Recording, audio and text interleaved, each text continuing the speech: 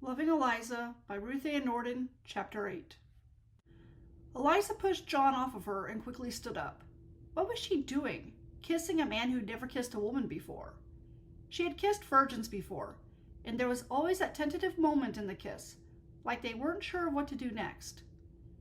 The sweetest man that she'd ever met had just kissed her, and she initiated him further into it by responding to him. She shouldn't let her pleasure get in the way of her senses. Yes, she enjoyed it, much more than she should have. After all, she had kissed so many men in her time that she couldn't even count them all. But even the most experienced man had not affected her the way that John had. He cared for her, and that terrified her. She strode back to the house and he followed her. She didn't want to face him, not now. Not when her hands trembled so much and her heart hammered loudly in her ears. She needed to get back to something concrete, something she could concentrate on and lose herself in. Painting was as good a method for escaping her unwanted emotions as anything else she could do. As she reached the house, a horse's neigh caught her attention. She groaned when she saw Troy riding toward her. "Morning, Eliza," he greeted as he pulled back the reins. "You are certainly looking fine today." The man was lying. The dress John had given her hung on her like a limp rag. "I'd ask John what he's doing, giving you Ma's old dress to wear," Troy began, "but he won't be able to answer." She glanced at John, who did not look pleased. Who could blame him? "John is right here if you want to ask. He might not talk, but he has other ways of communicating. He can tell you almost anything that you want to know just by using his hands." "Is that so?" By the way Troy said that, it was obvious that he did not believe her. John stepped in front of her before Troy got there first. She rolled her eyes. All she saw was John's broad back. The man was worse than a protective mother bear. "All right, John," Troy said in irritation. "I get the message. I'm not taking her away from here. You can back off. I came out to talk to you anyway." She breathed a sigh of relief. "Good. In that case, I'll get back to painting," she said. Before anyone could protest, she scurried back into the house. The first thing she noticed was the strong smell of paint fumes. Well, John would just have to keep the windows open for a while. "What's the meaning of this?" Troy demanded, shoving a piece of paper at John. She stopped at the kitchen window. She really had no right to find out what had upset Troy.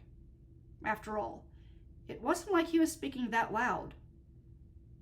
But he was speaking loud enough for her to hear him. So technically, she wasn't eavesdropping. Besides, she needed a cup of water. She went to the work table and lifted the pitcher, deciding that it was a good idea to take her time at the task. She peeked at the window. Troy didn't just look annoyed. He looked like he was fuming mad. "You had no right to do this," Troy snapped. John stood still, his face unreadable. "I ought to make you deal with this." Troy motioned to the letter in John's hand. She poured the water into the cup and sipped it. "What's the big idea, John?" Troy asked. "You wrote to a mail-order bride in my name?" Startled, Eliza spit out her drink. She grabbed a towel and dried her lips and the table in front of her. "John did what?" "I don't need you to find me a bride," Troy seethed. "I'm perfectly capable of handling that area of my life on my own. It's you who needs the help, what with you being a freak and all." Oh no, he didn't. Not John's own brother. Eliza set the cup and towel down and peered out the corner of the window without trying to be spotted in case they happened to look in her direction. John threw the letter back at Troy and pushed him back. "You think Eliza's going to marry you?" Troy asked. "You couldn't even get that mail-order bride of yours to show up, and she never even met you. What makes you think Eliza's going to want to mute for a husband?" John marched over to Troy's horse and untied its reins from the tree. Troy strode after him. "What are you doing?" Eliza moved so that she could see what they were doing. John held up the reins and pointed to the saddle. "You think you're going to tell me what to do?" Troy asked. "Well, let me set something straight for you.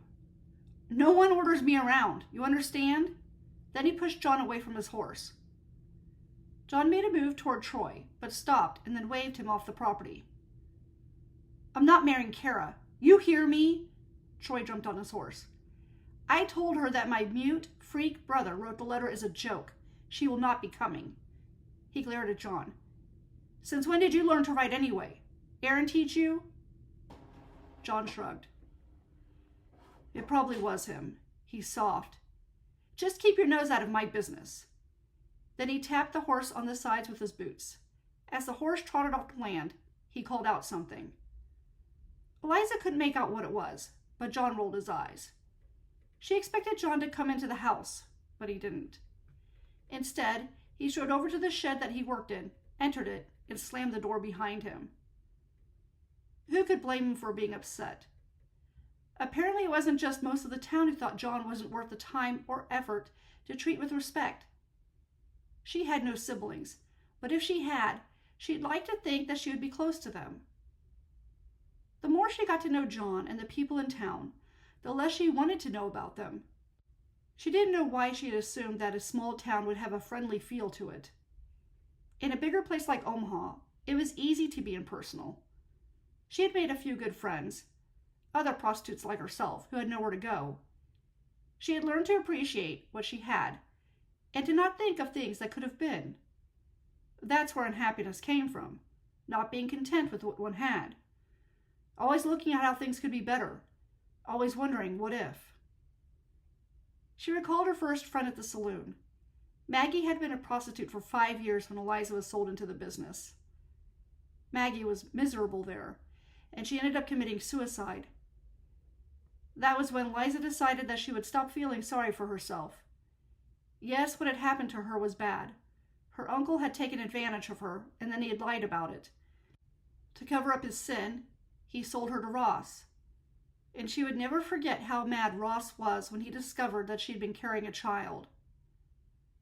She forced back the memories into the safe corner of her mind, where she could lock it away and forget about it. It did no good to dwell on things that she had no control over. She also had no control over what people thought of John, or how John reacted to it.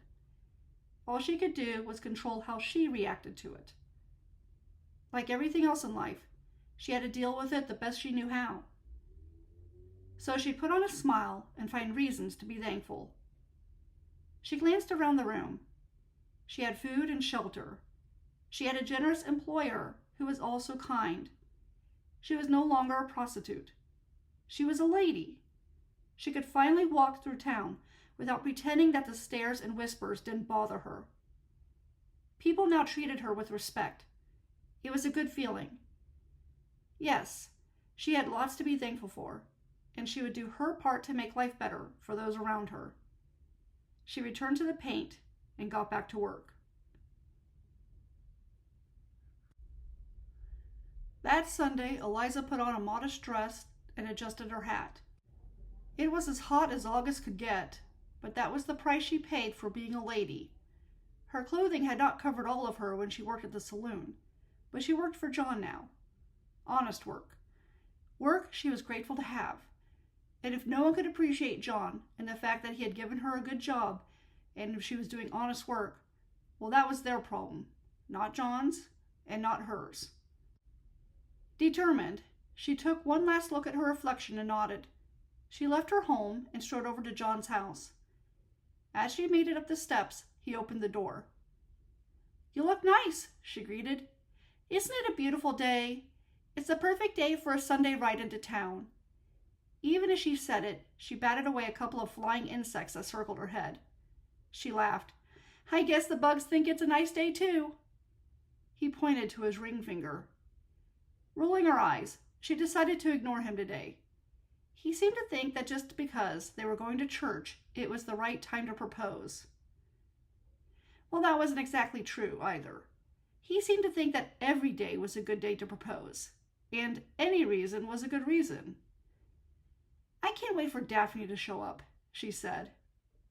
He shook his head.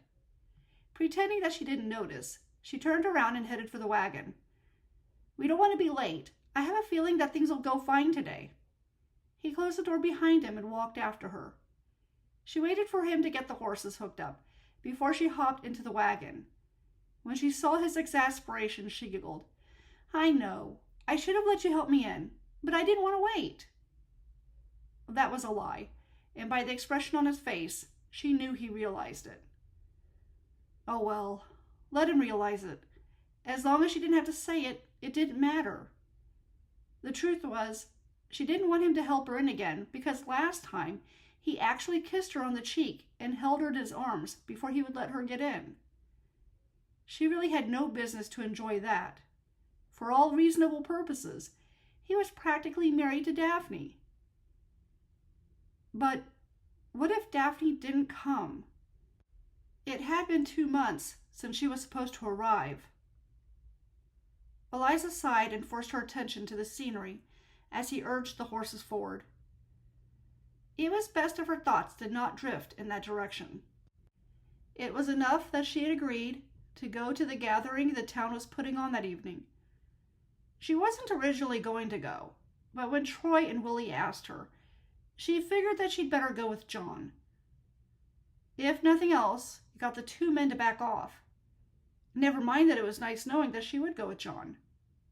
She sighed again. She was getting as bad as he was. John nudged her arm. She looked in his direction. He tapped his temple. "You are much too curious about what I'm thinking," she said. "Most men don't want to hear women yap on about their thoughts, you know." He gave her a sweet smile and waved for her to speak. "You are an odd man." Shrugging, he motioned for her to continue. "Well, is that what you want to hear? That you're odd?" He pointed to his lips. "Oh, you just want to hear me talk. It doesn't even matter what I ramble on about." He nodded and scooted closer to her. "All right, mister. Don't think I didn't notice when you just did that. I wasn't born yesterday. You need to keep your distance. I've come to learn that I can't trust you. And don't flash that smile at me. You won't charm me that easily." She paused for a moment. "Well, not that you can charm me. Don't get me wrong. I'm not the kind of woman you can charm." He didn't look convinced. "Think of it what you will." She gave him a nudge. "You need to get right back to your rightful position." He stuck out his lower lip. "What am I going to do with you?" Before he could point to his ring finger again, she held up her hand to stop him. "Don't answer that. Now look here. If you don't move over to your side, I'm going to be forced to jump out of this wagon. Then I could land on the ground, and I might get hurt. Do you want for that to happen?" She steeled herself against his puppy dog eyes. "All right, fine. Here I go." She started to stand, but he quickly stopped her. Then he scooted back to his side of the seat. Satisfied that her bluff had worked, she settled back down. "You should be happy enough with the fact that I'm going to town with you tonight. That means I won't dance with anyone but you." His smile widened. "Don't take that to mean I'm going to marry you," she warned. He didn't stop his foolish grinning. "I'm serious, John." He just shrugged. She huffed and shook her head. "You know, for a man who can't talk, you sure do say a lot." Deciding it was time to change tactics, she spent the rest of the way into town discussing what she planned to make for lunch and what she would wear that evening. She figured such topics might bore him, but she was at a loss on what else to discuss, and he had said that she could talk about anything. To her surprise, he actually seemed to enjoy listening to her. Odd. That word didn't even begin to describe him. He was more than odd. A man who willingly listened to topics that could only interest a woman just could not be right at the head. When they reached town, she allowed him to help her down. It wouldn't be right to outsmart him in front of other people. Men, no matter who they were, had their pride to protect. Upon entering the church, she noticed that his steps had slowed to a pace that would make a snail seem fast. "I'm with you," she whispered. "It's all right." He didn't look convinced, but lumbered to the pew they had been sitting in every Sunday. "I thought we'd say hello to Charity and our aunt. Then we could say good morning to a few others." Fortunately, Troy made it a habit of coming a few minutes after the service started. She didn't feel like dealing with him. At least not yet. She motioned for John to follow her. Come on. Looking as if he was facing a death sentence, he joined her. Good morning, Charity, Eliza greeted, pasting on a friendly smile. Good morning, Bethany.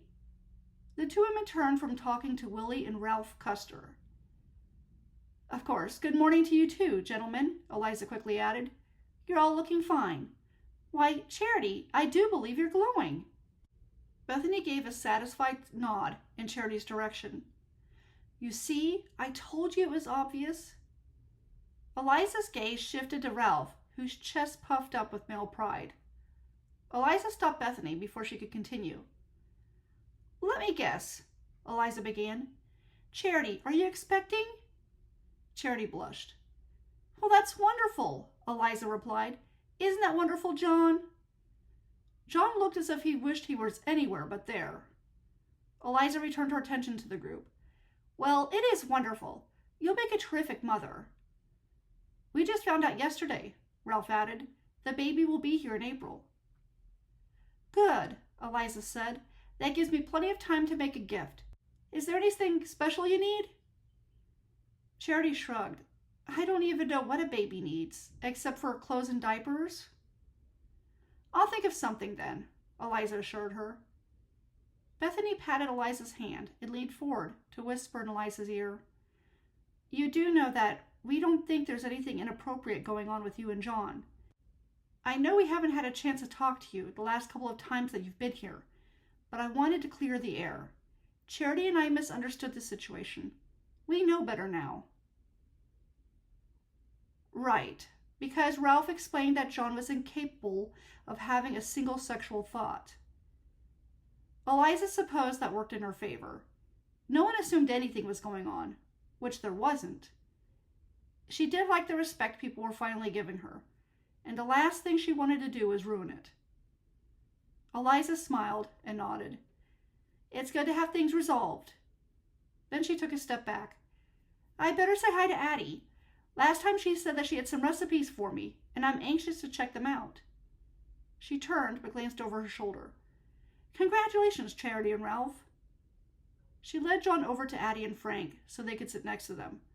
Of all the people in the town, she felt most comfortable with them. As Addie pulled out a couple of recipe cards from her purse, Aaron came up to John, and Aaron did not look happy. John, Aaron began, I need to talk to you outside for a minute. John shook his head and motioned to Eliza, Addie, and Frank. They'll keep your seat, Aaron insisted. John shook his head again and crossed his arms. Aaron leaned down so that he could speak low. It's about Troy and that thing you did. I didn't give you that paper so you could write a letter on Troy's behalf like that. If John did have a voice, he would have groaned, for Eliza recognized the exasperation on his face as he stood up and motioned for Aaron to go outside. Eliza turned to Addie as John and Aaron left. You said you have recipes for me? Addie seemed curious about the exchange between John and Aaron, but turned her attention back to her purse. Yes, Addie said.